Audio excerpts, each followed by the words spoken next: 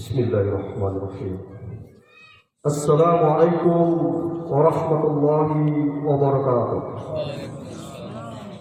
Allahu Akbar, Allahu Akbar, Allahu Akbar, Allahu Akbar, Allahu Akbar, Allahu Akbar, Allahu Akbar kabira, walhamdulillahi katsira, wa subhanallahi bukratan wa asila.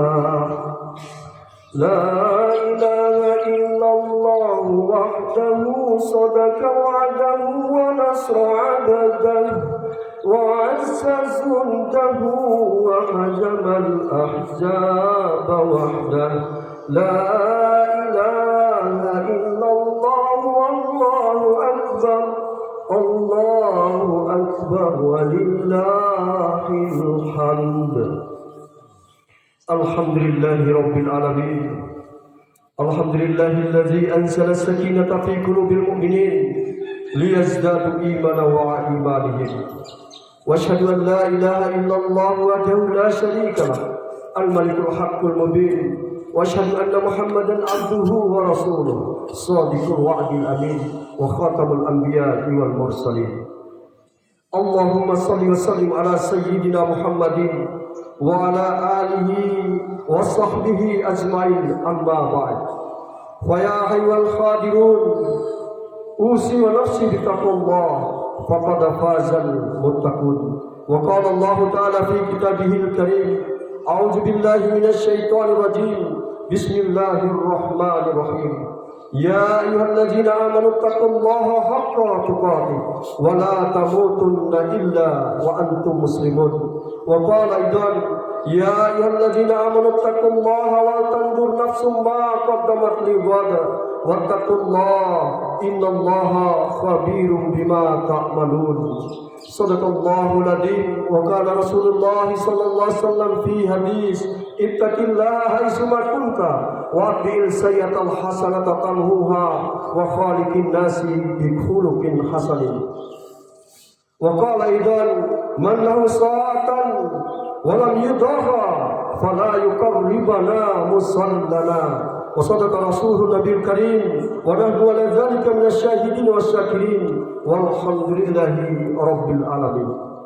Puji syukur mari kita panjatkan kehadirat Ilahi Rabbi yang masih memberikan kita semua di pagi hari ini nikmat umur, masih dibangunkannya kita di subuh hari tadi, pertanda bahwa Allah masih menyayangi kita, masih memberikan kesempatan kepada kita untuk beramal soleh, yang diantaranya amalan mulia kita di pagi hari ini, yaitu melaksanakan sebuah rasa bangga kita terhadap kesempurnaan keislaman kita, yang mana di bulan terakhir dalam bulan Islam ini yang bernama Zulhijjah, bulan penutup, kita diberikan kemuliaan oleh Allah Subhanahu wa taala untuk merayakan sebuah kemuliaan keislaman kita, yaitu Zulhijjah, yang mana seharusnya bagi kita untuk menutupinya nanti dengan ibadah berkurban, yang mana saudara-saudara kita, keluarga kita, orang tua kita yang hari ini berada di Makkah Al-Mukarramah melaksanakan sebuah ritual ibadah penyempurnaan keislaman, dan semoga kita semuanya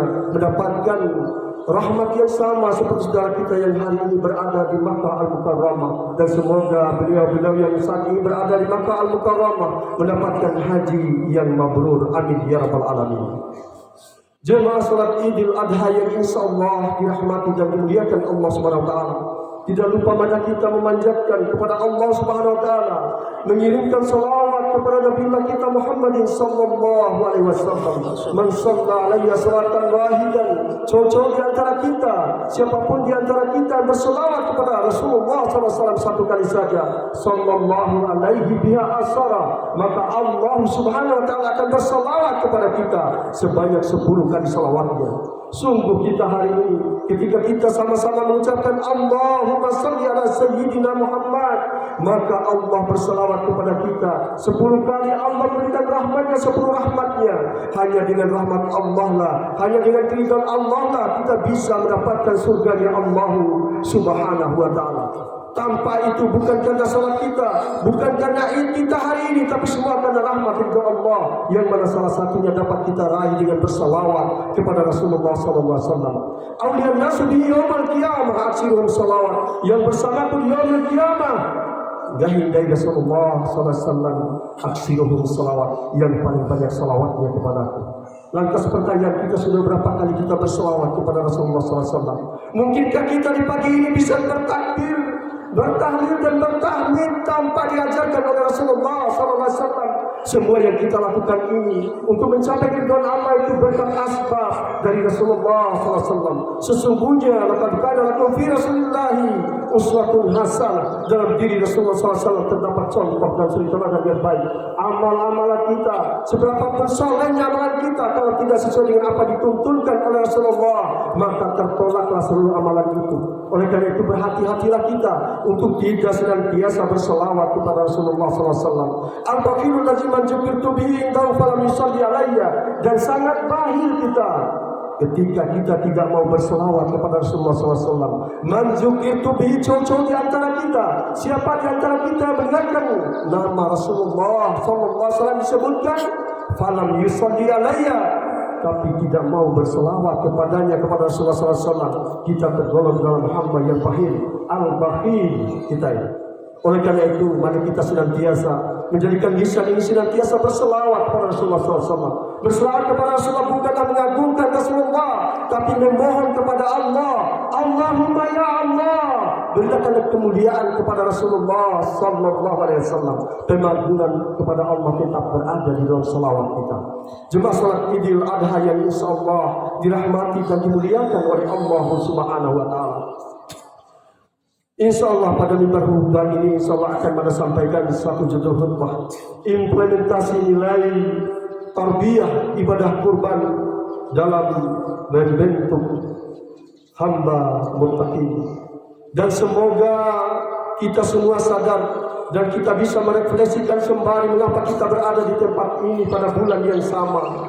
Sesungguhnya sekian tahun yang lalu, Abul Anbiya, ayahnya para nabi, semuanya kita tahu cerita ini.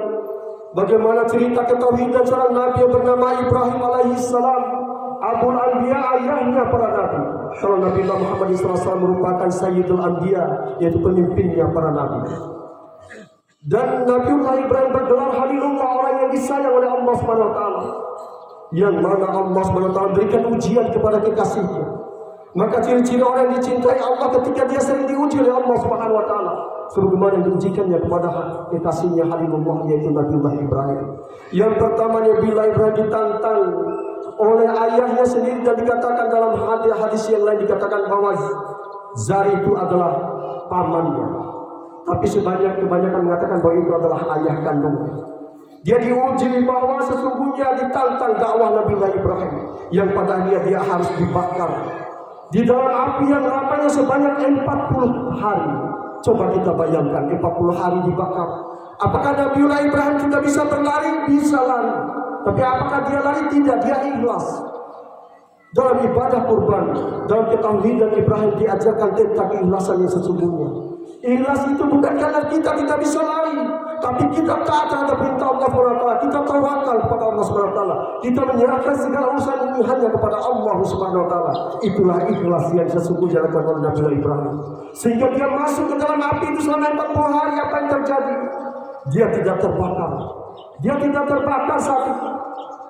Yang hitam mukanya, yang hitam tubuhnya adalah para durhaka-durhaka yang telah membakar Nabiullah Ibrahim.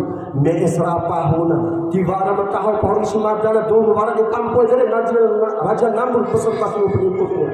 Semuanya mukanya hitam sebagai penanda bahwa mereka adalah penghuni neraka jahanamnya Allah Subhanahu wa taala. Perintah Allah SWT cuma satu kali. Kulna ya nar, kulna, kami memerintahkan berkata kepada api itu, ya nar, kuni, dinginlah engkau. bardan wa salaman. Kuni jadilah engkau itu bardan, dinginlah, wa salaman, dan selamatkanlah Ibrahim. Sungguh Allah SWT berikan perintah yang tidak hanya mengatakan bahwa bardan, dinginlah saja. Seandainya dingin saja mungkin beku Nabiullah Ibrahim di dalam api itu, tapi ditambahkan dengan kata wa salaman, dan selamatkanlah Ibrahim.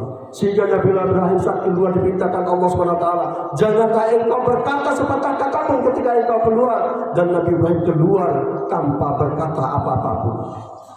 Tidak menghujat, tidak menghina kelembakannya, tidak mengatakan bahwa apa telah orang yang sakti, aku ditolong oleh Allah, tidak. Dia tidak mengatakan apa-apa pun kepada orang yang telah durhaka kepadanya. Semua itu atas perintah Allah, ketaatan kepada Allah SWT. Dan tidak cukup Allah menguji Nabiullah Ibrahim. Setelah diuji dengan begitu keras dan kuat, Nabiullah Ibrahim tidak diberikan keturunan selama hampir 100 tahun lamanya. Beliau berdoa, Rabbi habli minas salihin, ya Allah, berikanlah, karuniakanlah kepadaku keturunan yang soleh. Rabbi habli minas salihin, 100 tahun lamanya berdoa. Kalau kita hari ini berdoa baru 1-2 hari saja, sudah mengatakan doa al-mencam-cam, nanti terima berubah, Allah akan bertokai. Nabiullah Ibrahim 100 tahun Pak, para jemaah doanya baru dikabulkan Allah Subhanahu wa taala. Fabasarnahu bi ghulamin halim. Berikan kabar gembira kepada Ibrahim itu, akan datang anak yang sabar dan soleh yang bernama Ismail. Beri kabar gembira dari Allah SWT atas ikhtiar yang begitu besar ini, atas ujiannya. Apakah cukup sampai di sini Allah menguji Khalilullah, kekasihnya Allah Subhanahu wa taala? Setelah dilahirkan anak ini, anak yang ditunggu hingga 100 tahun ini, Allah memerintahkan dia untuk diasingkan ke sebuah tempat di dekat Baitullah, ya Allah Subhanahu wa taala. Dari Palestina menuju ke Baitullah begitu jauh ukurannya. Wa'akai bayi kita mu'inan membutuhkan nada, baru melahirkan, diuji Allah SWT.